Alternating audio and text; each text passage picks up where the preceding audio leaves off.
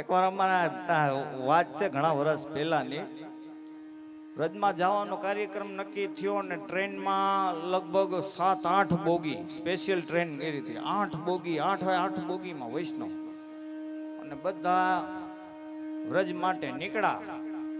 એટલો ઉત્સાહ, એટલો ઉમળકો, એટલો આનંદ હોય જ ને. સ્વાભાવિક છે, વ્રજમાં જવું એટલે આનંદ ના હોય, દરેકને હોય.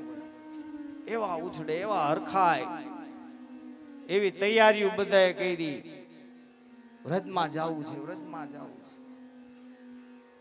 હજી તો નીકળ્યા રાજકોટ થી બહાર, આગળ ગયો, સ્ટેશન ગયું, વડોદરા સ્ટેશન આવ્યું ને ત્યાં સુધીમાં તો મારા બેટા અમુક તો જંપલાવા માંડ્યા, દેવા માંડ્યા. જે દેખાય વ્રજ રજ, બધી વ્રજ રજ દેવામાં. સમોસા, આહા, કચોરી, જે દેખાય. હજી ન્યા પૂગ્યા, જેવા મથુરા પૂગ્યા એવા મથુરામાં જોઈને કે આહા, જલેબી, કેટલી ભાત ભાતની વાનગી, દીધા દીધા.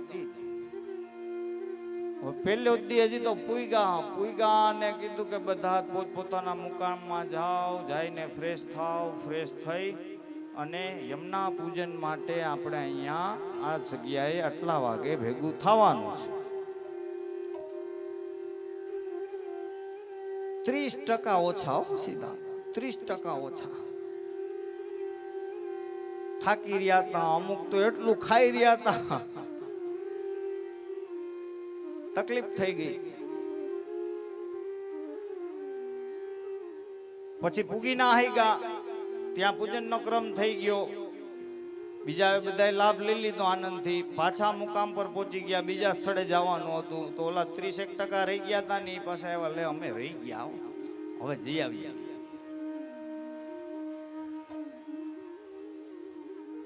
વ્રજના દરેક સ્થળમાં તમે જાઓ છો, આનંદપૂર્વક જાઓ, પણ આ વાતને સમજો મારા વાલા, કે કઈ દરેક જગ્યાએ આજ્ઞા નથી.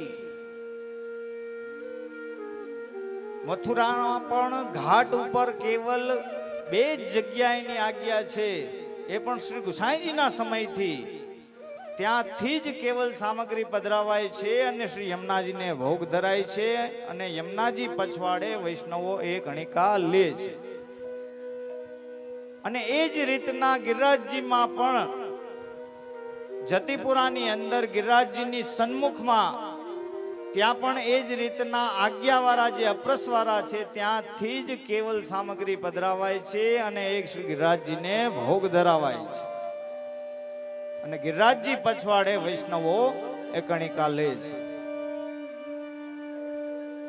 પણ આ વસ્તુને આપણે સમજી જ નથી શકતા. એનું કારણ પણ હોઈ શકે, ક્યારેય સમજવાની કોશિશ પણ નથી કરી. જે આવે ઝાપટી, જે આવે પાણીપુરી. બોલો, અમે પરિક્રમા કરતા હતા, ગિરિરાજજીની પરિક્રમા કરતા એ પરિક્રમા કરતા હજી તો મુખારવિંદથી પ્રારંભ કરી પરિક્રમા અને ગોવર્ધન સુધી હજી તો પહોંચ્યા ને, તેમાં તો 35-40% સાફ ધીમા પડી જાય વાહે. અમે વિચાર કરીએ કે કેમ આટલીક વારમાં જ પગ દુખી ગયા, કેમ હાલીને આવે છે, શું થયું એમને. તપાસ કરાવી તો ખબર પડી કે વચ્ચે જે ઓલી પાણીપુરી વાળાની રેકડી આવી ને ત્યાં ઉભા રહી ગયા જાજા.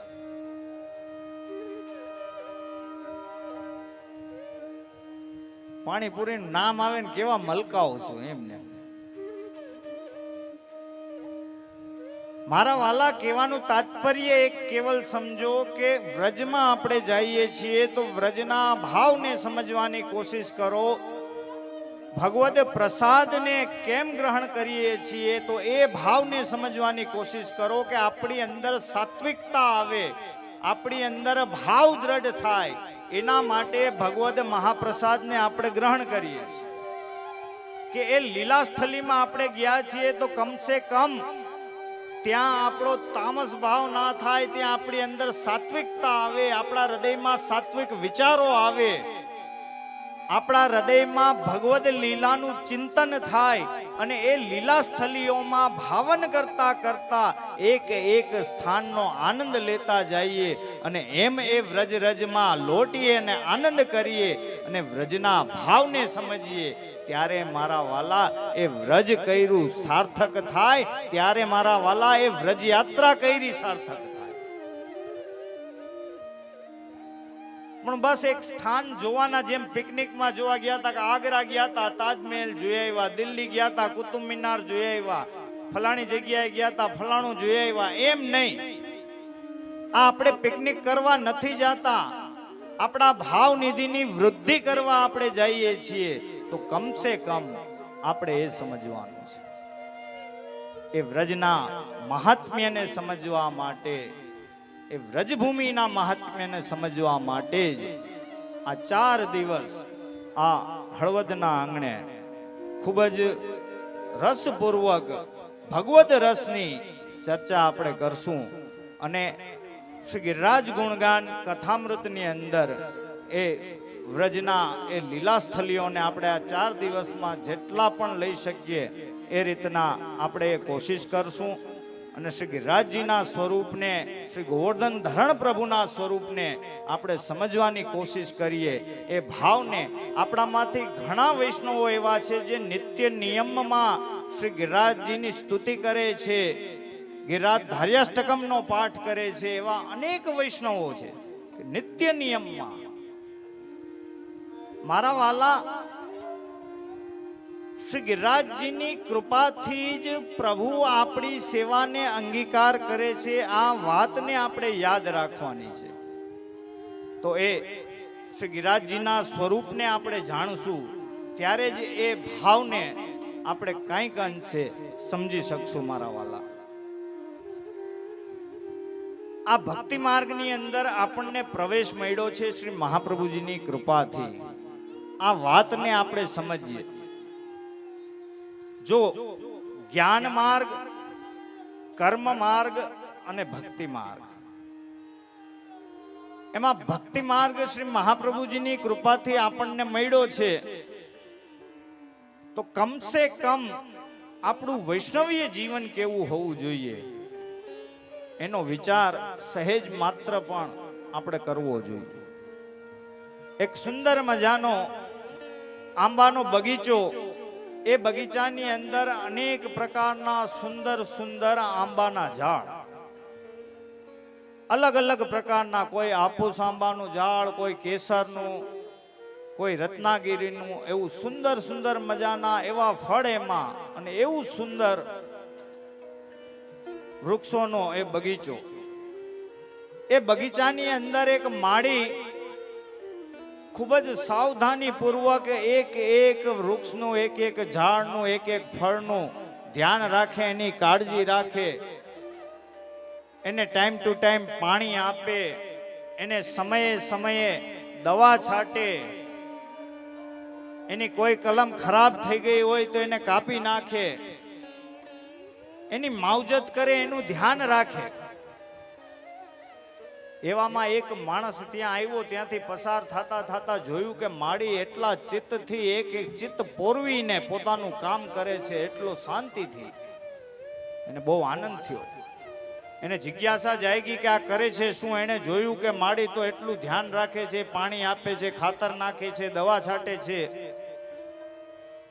એક એક વસ્તુ એ માળીને પૂછવા માંડ્યો, આ તમે શું કરો છો? એટલે ઓલાએ કીધું કે આ હું આ ખાતર નાખું છું. પછી કે આ તમે શું કરો છો? તો પેલા કીધું આ હું દવા નાખું છું. પછી એને એક એક વસ્તુ પૂછવા માંડ્યો કે આ ઝાડ કયા આંબાનું છે? એટલે ઓલાએ કીધું આ કેસરનું છે. બીજું ઝાડ કયા આંબાનું છે? તો ઓલો કે રત્નાગીરીનું છે. એમ દરેક ઝાડમાં એક એક એક એક ઝાડમાં પૂછતો જાય અને જાણકારી મેળવતો જાય. એ બધી જ જાણકારી મેળવતો તો એટલી જ વારમાં એક ત્રીજો માણસ ત્યાં આવ્યો. આવી અને પેલા માળીને પૂછ્યું કે આ તારા બગીચાની અંદર સારામાં સારી કેરી કઈ? એટલે ઓલાએ કીધું કે કેસર કેરી સારામાં સારી છે મારી. ક્યાં છે? તો એ કે આ રહી. પેલા કીધું કે એક કામ કર, આ કેસર કેરીમાં ઝાડમાં જે સારામાં સારી કેરી હોય ને એના જેટલા પૈસા થાય ને એ તું લઈ લે ને મને આપી દે. ઓલા માળીએ તરત જ સારામાં સારા જે ફળ હતા એ કાપી અને પોલાને આપી દીધા હાથમાં. જેવા ઓલાના હાથમાં આવ્યા એવા એને પૈસા આપી દીધા કે બોલ કેટલા પૈસા. માળીએ પૈસા કીધા, ઓલાએ પૈસા દઈ દીધા અને ઓલો તરત જ એ આંબાને એ કેરીને ખોલી અને ચૂસવા માંડ્યો અને ખાઈ ગયો. એટલો આનંદમાં આવી ગયો, એવી મીઠી સુંદર કેરી, એવી રસરૂપ સુંદર કેસર કેરી, એટલો આનંદમાં આવી ગયો કે કેરી ખાઈ તૃપ્ત થઈ અને ત્યાંથી વયો. હવે મારા વાલા, આપણે આ પ્રસંગમાંથી કેવલ ને કેવલ એટલું જ સમજવાનું છે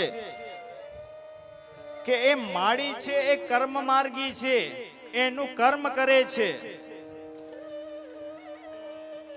જ્યારે બીજો ભાઈ આવ્યો હતો અને બધી જિજ્ઞાસાથી એને બધી જાણકારી લેતો હતો એની પાસેથી, એ જ્ઞાન માર્ગી હતો. અને છેલ્લો આવ્યો એ મારા વાલા ભક્તિ માર્ગી એ આપણે હતા. કે એને કોઈ વિચાર ના કર્યો, કોઈ લપમાં ના પડ્યો, કોઈ સાધનમાં ના પડ્યો કે કોઈ સાધન મારે કરવા નથી, મારે કોઈ અનુષ્ઠાન કરવા નથી, મારે કોઈ માનતા માનવી નથી, મારે કોઈ વ્રત કરવા નથી, મારે કોઈ મર્યાદાના સાધનો નથી કરવા, મારે તો કેવલ ને કેવલ પ્રભુને પામવા છે અને એ પણ ભક્તિ દ્વારા ભગવાનનું ભજન કરવું છે. એ શુદ્ધ પુષ્ટિ. કેવલ ને કેવલ ભક્તિ દ્વારા, પ્રેમ દ્વારા, સ્નેહ દ્વારા એ ભગવાનનું ભજન કરી અને પ્રભુને પામવા છે. પ્રભુને પામવા માટે મારે બીજો કોઈ રસ્તો નથી. એ ભક્તિ માર્ગી મારા વાલા, એવા પૂર્ણ પુરુષોત્તમ પ્રભુ ને પામવા પાછળ એ ભક્તિ માર્ગી એવી દોટ મૂકે છે, એવી દોડ દોડે છે કે બીજું કાંઈ પણ સંસારમાં જોતો નથી, કેવલ ને કેવલ ભગવદ સુખનો વિચાર કરે છે. અહીંયા શ્રી મહાપ્રભુજીની કૃપાથી શ્રી મહાપ્રભુજી પુષ્ટિ સૃષ્ટિના દરેક જીવોને માટે આપના પ્રાગટ્યના મુખ્ય હેતુઓ આપણને બતાવે છે. તમે વિચાર કરો કે જે વ્રજનું સુખ છે, જે નિત્ય લીલાનું સુખ છે, જે વ્યાપી વૈકુંઠનું ગોલોક ધામનું સુખ છે, જ્યાં કુંજો નિકુંજો છે, જ્યાં મારા વાલા શ્રી આચાર્ય ચરણનું આ ભૂતલ ઉપર પ્રાગટ્ય થયું છે. દૈવોદ્ધાર પ્રયત્નાત્મા, દૈવી જીવોના ઉદ્ધાર માટે જ શ્રી મહાપ્રભુજીએ આ ભૂતલ ઉપર પ્રાગટ્ય લીધું છે. કે આ કલીના જીવો છે એ સંસારની ભીડમાં એટલા બધા ખોવાઈ ગયા છે કે ભગવદ લીલાને ભૂલી ગયા છે, લીલા ભાવનાઓને ભૂલી ગયા છે, સેવા ભાવનાઓને ભૂલી ગયા છે. એ જીવો માટે જ કેવલ ને કેવલ આચાર્ય ચરણે પરિશ્રમ લઈ અને આ ભૂતલ ઉપર પ્રાગટ્ય લઈ અને દૈવી જીવોનો ઉદ્ધાર કર્યો છે. એટલી કૃપા શ્રી મહાપ્રભુજીએ કરી કે શ્રીમદ ભાગવતજીના ગૂઢ રહસ્યોને પ્રગટ કરીને, દસમ સ્કંદની ટીકા કરીને, જે એનું હાર્દ છે, જે એનો રસ છે, એ મારા વાલા સુબોધનીજી રૂપે આપણને આપ્યો છે. એના 7 પ્રકારના અર્થ કરવા વાળા જો કોઈ એકમાત્ર સામર્થ્યવાન આચાર્ય હોય તો એ છે આપણા જગતગુરુ શ્રીમદ વલ્લભાચાર્યજી. શ્રીમદ ભાગવતજીના 7 પ્રકારે 7 અર્થ કર્યા છે. એનું ગૌરવ આપણને હોવું જોઈએ, એનું સૌભાગ્ય મદ આપણને હોવું જોઈએ કે આપણા એવા આચાર્ય ચરણ શ્રીમદ ભાગવતજીનો જે નિચોડ છે, જે રસ છે, ભગવાનની લીલાનો એ અલૌકિક રસ આ પુષ્ટિ જીવોને આપ્યો છે, એ લેવડાવ્યો છે મારા વાલા. આનાથી વિશેષ કૃપા બીજી કઈ હોઈ શકે? શુદ્ધાદ્વૈત બ્રહ્મવાદની સ્થાપના કરી. આટલી કૃપા જ્યારે શ્રી મહાપ્રભુજીએ પુષ્ટિ સૃષ્ટિ ઉપર કરી અને આવું અદેય દાન આપણને આપ્યું છે, છતાં પણ આપણે એ સ્વરૂપને નથી સમજી શકતા, એ લીલાઓને નથી સમજી શકતા અને આ સંસારની ભીડમાં એવા અટવાઈ ગયા છીએ કે બસ કેવલ ને કેવલ જેમ મેં કીધું એમ કે ગેટ ટુગેધર કરીએ છીએ, આવીએ છીએ, મળીએ છીએ, ક્યાંક મનોરથમાં જઈએ છીએ, તો પણ મારા વાલા એ મનોરથનું સ્વરૂપ પણ હવે બદલાઈ ગયું છે.